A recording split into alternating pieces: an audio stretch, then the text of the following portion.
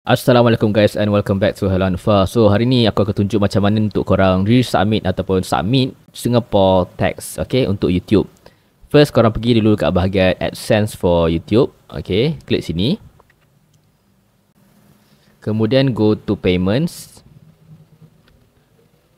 Dan korang pilih kat bahagian payment account, klik YouTube, Malaysia US dollar. Okay, dekat bahagian sini, korang klik View Tax Info. Dan dekat bahagian sini, kalau korang tengok United States, kita dah approve. Cuma tiba-tiba ada keluar Singapore, which is saya pun tak pasti kenapa ada Singapore Tax. Saya tak pasti sebelum ni ada ke tak, tapi tiba-tiba bila saya nak submit untuk US and Singapore ada. So, okay, it's okay. So, macam mana cara dia? Kita klik dekat sini, Add Tax Info. Tekan Start Form.